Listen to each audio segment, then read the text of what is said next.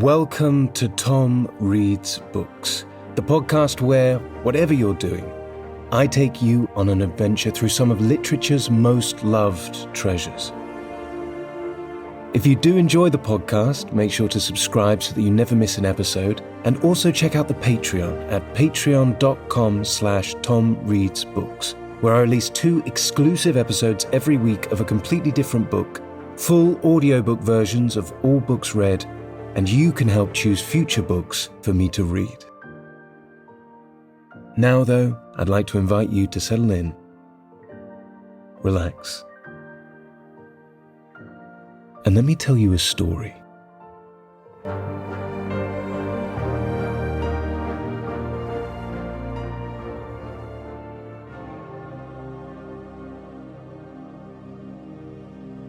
Wuthering Heights by Emily Brontë.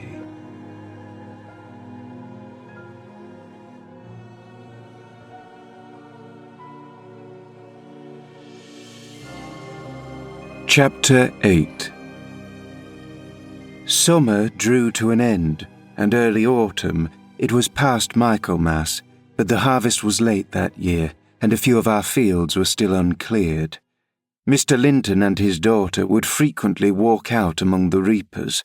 At the carrying of the last sheaves, they stayed till dusk, and the evening happened to be chill and damp. My master caught a bad cold that settled obstinately on his lungs, confined him indoors throughout the whole of winter, nearly without intermission. Poor Cathy, frightened from her little romance, had been considerably sadder and duller since its abandonment, and her father insisted on her reading less and taking more exercise. She had his companionship no longer. I esteemed it a duty to supply its lack as much as possible with mine, an insufficient substitute, for I could only spare 2 or 3 hours from my numerous diurnal occupations to follow her footsteps, and then my society was obviously less desirable than his. On an afternoon in October, or the beginning of November, a fresh watery afternoon, when the turf and paths were rustling with moist, withered leaves, and the cold blue sky was half hidden by clouds, dark grey streamers readily mounting from the west, and boding abundant rain, I requested my young lady to forego her ramble because I was certain of showers.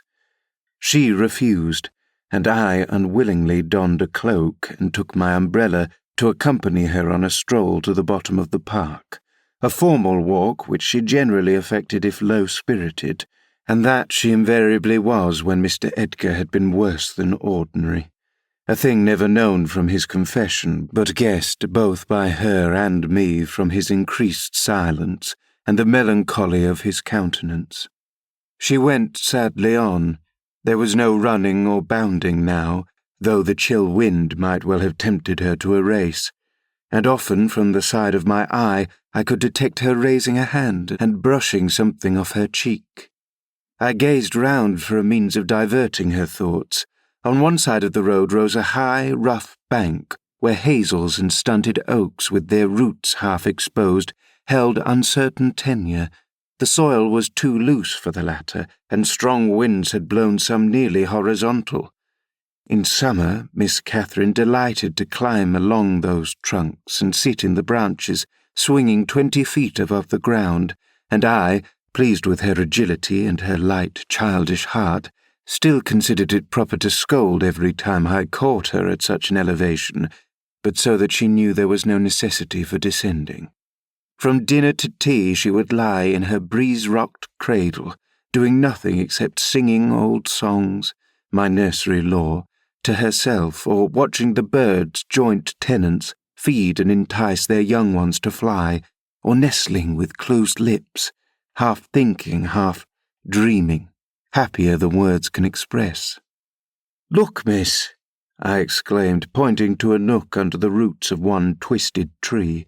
"Winter is not here yet. There's a little flower up yonder, the last bud from the multitude of bluebells that clouded those turf steps in July with a lilac mist. Will you clamber up and pluck it to show to Papa?" Cathy stared a long time at the lonely blossom, trembling in its earthy shelter, and replied at length, "No, I'll not touch it. But it looks melancholy, does it not, Ellen?" "Yes," I observed, "about as starved and sackless as you. Your cheeks are bloodless. Let us take hold of hands and run. You're so low, I dare say I shall keep up with you." "No," she repeated, and continued sauntering on, pausing at intervals to muse over a bit of moss or a tuft of blanched grass or a fungus spreading its bright orange among the heaps of brown foliage, and ever and anon her hand was lifted to her averted face. "Catherine, why are you crying, love?" I asked, approaching and putting my arm over her shoulder. "You mustn't cry because Papa has a cold. Be thankful it is nothing worse." She now put no further restraint on her tears. Her breath was stifled by sobs. "Oh, it will be something worse," she said. "And what shall I do when Papa and you leave me, and I am by myself?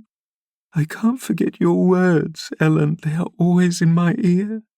How life will be changed, how dreary the world will be when Papa and you are dead." "None can tell whether you won't die before us," I replied. "It's wrong to anticipate evil. We'll hope there are years and years to come before any of us go. Master is young, and I am strong and hardly 45. My mother lived till 80, a canty dame to the last. And suppose Mr. Linton was spared till he saw 60. That would be more years than you have counted, miss. And would it not be foolish to mourn a calamity above 20 years beforehand?" "But Aunt Isabella was younger than Papa," she remarked, gazing up with timid hope to seek further consolation. "Aunt Isabella had not you and me to nurse her," I replied. "She wasn't as happy as Master. She hadn't as much to live for. All you need to know is to wait well on your father and cheer him by letting him see you cheerful, and avoid giving him anxiety on any subject. Mind that, Cathy. I'll not disguise, but you might kill him if he were wild and reckless, and cherished a foolish, fanciful affection for the son of a person who would be glad to have him in his grave, and allowed him to discover that you fretted over the separation he has judged it expedient to make." "I fret about nothing on earth except Papa's illness," answered my companion. "I care for nothing in comparison with Papa, and I'll never, never, oh, never while I have any senses do any act or say a word to vex him. I love him better than myself, Ellen, and I know it by this. I pray every night that I may live after him, because I would rather be miserable than that he should be. That proves I love him better than myself." "Good words," I replied, "but deeds must prove it also. And after he is well, remember you don't forget resolutions formed in the hour of fear." As we talked, we neared a door that opened on the road, and my young lady, lightening into sunshine again, climbed up and seated herself on top of the wall, reaching over to gather some hips that bloomed scarlet on the summit branches of the wild rose trees, shadowing the highway side. The lower fruit had disappeared, but only birds could touch the upper, except from Cathy's present station. In stretching to pull them, her hat fell off, and as the door was locked, she proposed scrambling down to recover it. I bid her be cautious lest she got a fall, and she nimbly disappeared. But the return was no such easy matter. The stones were smooth and neatly cemented, and the rose bushes and blackberry stragglers could yield no assistance in reascending. I, like a fool, didn't recollect that till I heard her laughing and exclaiming, "Ellen, they'll have to fetch the key, or else I must run round to the porter's lodge. I can't scale the ramparts on this side." "Stay where you are," I answered. "I have my bundle of keys in my pocket. Perhaps I may manage to open it. If not, I'll go." Catherine amused herself with dancing to and fro before the door, while I tried all the large keys in succession. I had applied the last, and found that none would do, so, repeating my desire that she would remain there, I was about to hurry home as fast as I could, when an approaching sound arrested me. It was the trot of a horse. Cathy's dance stopped, and in a minute the The horse stopped also. "Who is that?" I whispered. "Ellen, I wish you could open the door," whispered back my companion anxiously. "Ho, Miss Linton," cried a deep voice, the rider's. "I am glad to meet you. Don't be in haste to enter, for I have an explanation to ask and obtain." "I shan't speak to you, Mr. Heathcliff," answered Catherine. "Papa says you are a wicked man and you hate both him and me, and Ellen says the same." "That is nothing to the purpose," said Heathcliff. He it was. "I don't hate my son, I suppose, and it is concerning him that I demand your attention. Yes, you have cause to blush. 2 or 3 months since, were you not in the habit of writing to Linton, making love in play, eh? You deserved, both of you, flogging for that. You especially, the elder and less sensitive, as it turns out. I've got your letters, and if you give me any pertness, I'll send them to your father. I presume you grew weary of the amusement and dropped it, didn't you? Well, you dropped Linton with it into a slough of despond. He was in earnest, in love, really. As true as I live, he is dying for you, breaking his heart at your fickleness, not figuratively but actually. Though Harriton has made him a standing jest for 6 weeks, and I have used more serious measures and attempted to frighten him out of his idiocy, he gets worse daily, and he'll be under the sod before summer unless you restore him." "How can you lie so glaringly to the poor child?" I called from the inside. "Pray ride on.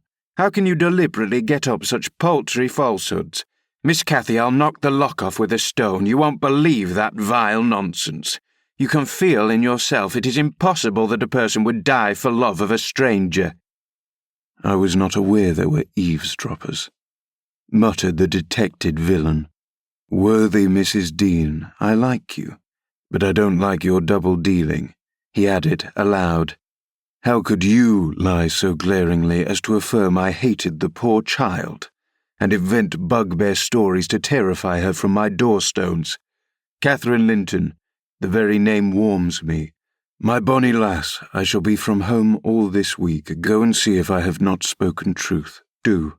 There's a darling. Just imagine your father in my place, and Linton in yours, then think how you would value your careless lover, if he refused to stir a step to comfort you when your father himself entreated him, and don't from pure stupidity fall into the same error. I swear on my salvation he is going to his grave, and none but you can save him." The lock gave way, and I issued out. "I swear Linton is dying," repeated Heathcliff, looking hard at me, "and grief and disappointment are hastening his death. Nelly, if you won't let her go, you can walk over yourself. But I shall not return till this time next week, and I think your master himself would scarcely object to her visiting her cousin." "Come in," said I, taking Cathy by the arm and half forcing her to re-enter, for she lingered, viewing with troubled eyes the features of the speaker, too stern to express his inward deceit. He pushed his horse close and, bending down, observed, "Miss Catherine, I'll owe to you that I have little patience with Linton, and Harriton and Joseph have less. I'll own that he is with a harsh set. He pines for kindness as well as love, and a kind word from you would be his best medicine. Don't mind Mrs. Dean's cruel cautions, but be generous, and contrive to see him. He dreams of you day and night, and cannot be persuaded that you don't hate him, since you neither write nor call."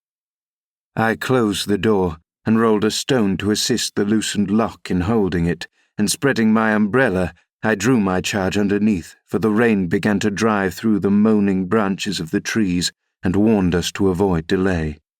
Our hurry prevented any comment on the encounter with Heathcliff as we stretched towards home, but I divined instinctively that Catherine's heart was clouded now in double darkness. Her features were so sad they did not seem hers. She evidently regarded what she had heard as every syllable true. The master had retired to rest before we came in. Cathy stole to his room to inquire how he was. He had fallen asleep. She returned and asked me to sit with her in the library. We took our tea together, and afterward she lay down on the rug and told me not to talk, for she was weary. I got a book and pretended to read. As soon as she supposed me absorbed in my occupation, she recommenced her silent weeping. It appeared at present her favourite diversion. I suffered her to enjoy it a while. Then I expostulated, deriding and ridiculing all Mr. Heathcliff's assertions about his son, as if I was certain she would coincide.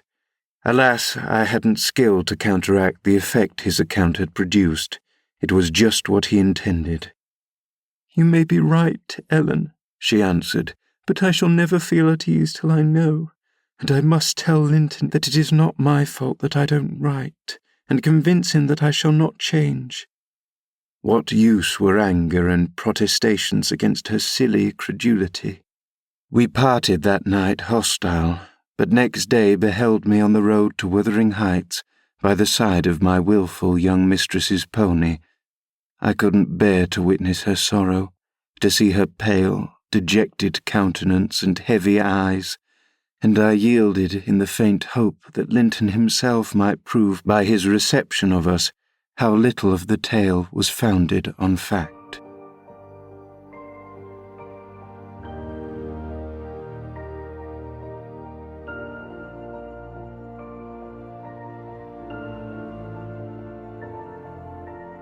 I hope you've enjoyed this episode of the Tom Reads Books podcast.